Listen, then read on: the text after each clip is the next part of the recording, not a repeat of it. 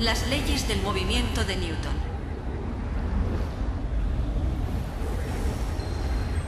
El siglo XVII fue muy importante para Europa.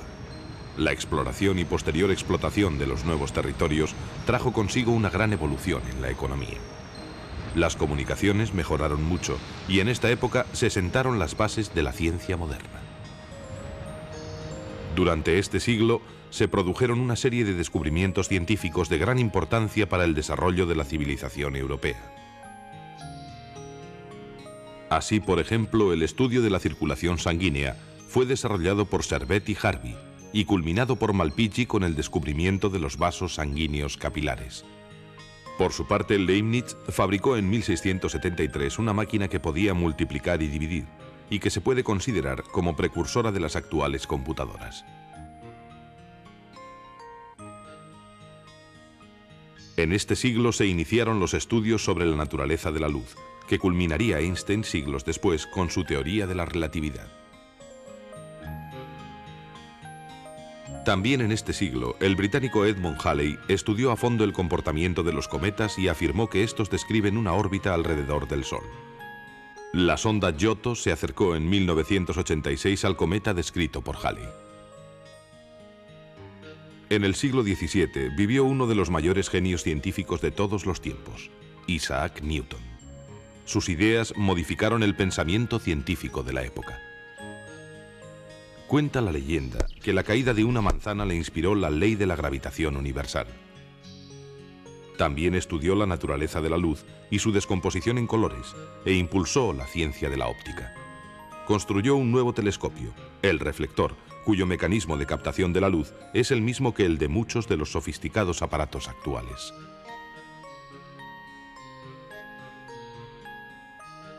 Pero su mayor logro lo constituyen las tres leyes de la dinámica, que rigen el movimiento de todos los cuerpos del universo.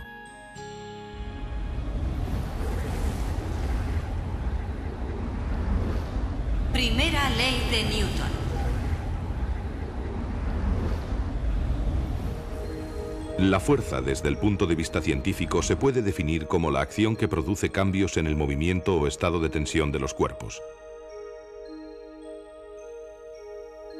Esto quiere decir que se necesita una fuerza para poner una pelota en movimiento, o para lanzarla lejos, para poner en marcha un coche, o para lanzar cualquier objeto al espacio, e incluso para que cualquier objeto caiga al suelo.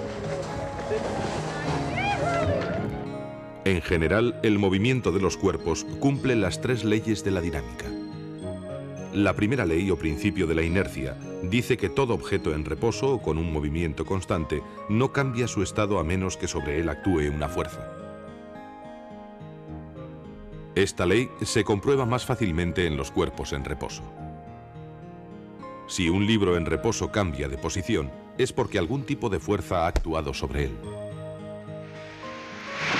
En la práctica, esta ley es muy difícil de comprobar, porque los cuerpos normalmente acaban deteniéndose. Si una pelota que rueda por el suelo se detiene a pesar de la inercia, es porque ha actuado otra fuerza. Esta fuerza es la del rozamiento, que siempre se opone al movimiento de los cuerpos y se debe a las rugosidades de las superficies en contacto. La presión del esquí sobre la nieve produce una fina capa de agua. Esto disminuye el rozamiento y la inercia permite avanzar al esquiador. Los efectos de la inercia también se pueden observar cuando un automovilista frena bruscamente. El coche se para, pero la persona tiende a seguir el movimiento hacia adelante. Por eso es tan importante el cinturón de seguridad. La fuerza de rozamiento está presente en todos los movimientos que ocurren en la Tierra. Esta es la razón por la que los cuerpos acaban deteniéndose cuando cesa la fuerza que los impulsa. Los vehículos espaciales, una vez lejos de la fuerza de la gravedad de los planetas y sin ningún rozamiento, se pueden mover con gran rapidez y a velocidad constante, a pesar de tener los motores apagados.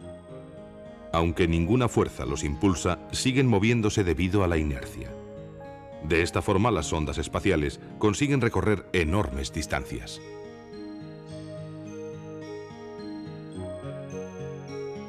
En el espacio no hay rozamiento y cualquier cuerpo en movimiento no se para a menos que actúe otra fuerza sobre él. El astronauta se mueve con la misma velocidad que la nave.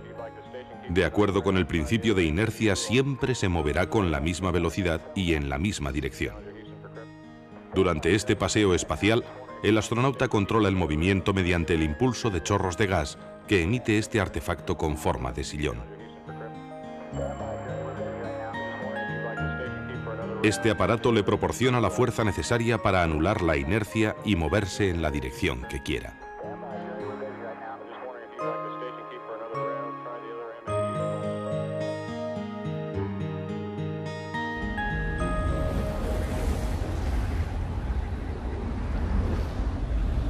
Segunda ley de Newton. Hemos visto cómo si no actúa ninguna fuerza sobre un cuerpo en movimiento, este tendrá un movimiento rectilíneo y uniforme. Pero si sobre él actúa una fuerza en la misma dirección y sentido, se acelerará. Las fuerzas son la causa de la aceleración de los cuerpos. Cuanto mayor sea la fuerza que se aplique, mayor será la aceleración.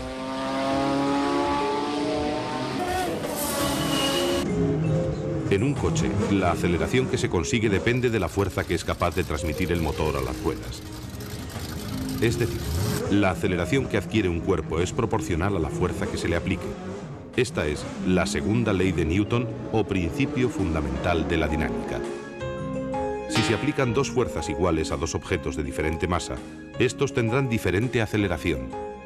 Esto se debe a que la aceleración depende de la fuerza y también de la masa del cuerpo a que se aplica.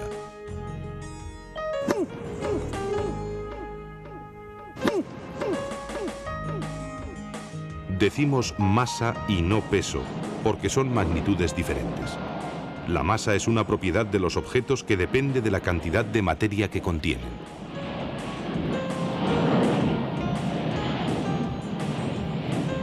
El peso, sin embargo, es la fuerza con que la masa es atraída por la Tierra debido a la gravedad.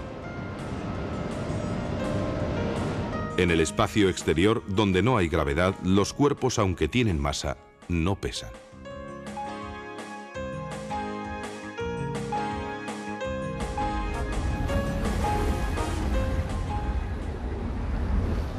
Tercera ley de Newton.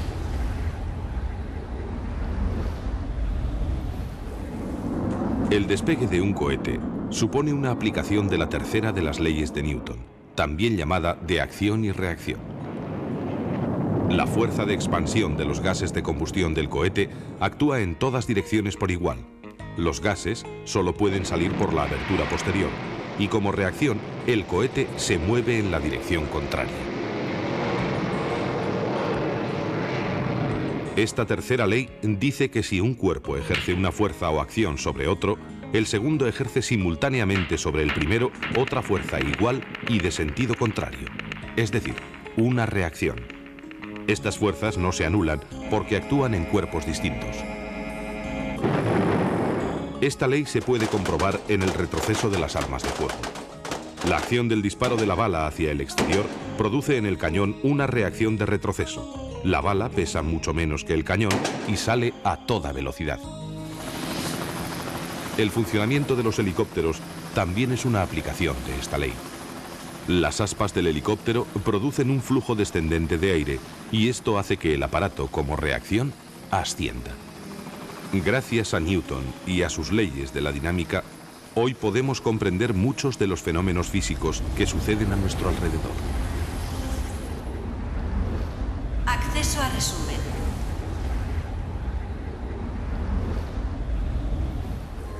El científico británico Isaac Newton es la figura más relevante de la ciencia del siglo XVII y una de las más importantes de la historia.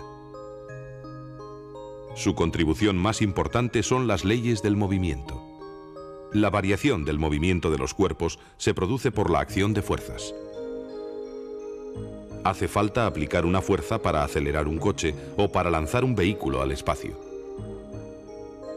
La primera ley de Newton o principio de inercia dice que todo cuerpo en movimiento seguirá así hasta que actúe otra fuerza que modifique el movimiento.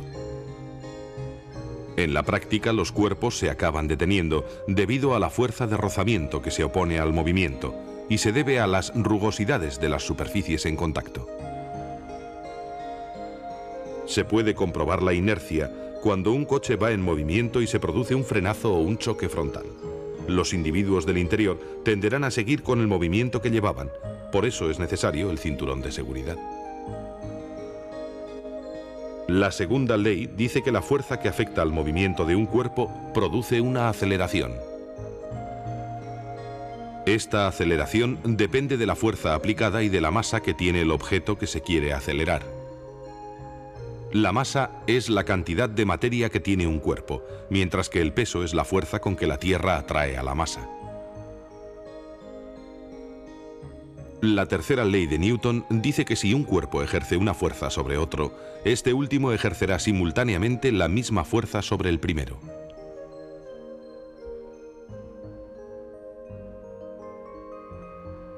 Por ejemplo, la hélice de un helicóptero mueve el aire hacia abajo y como reacción, el aparato sube.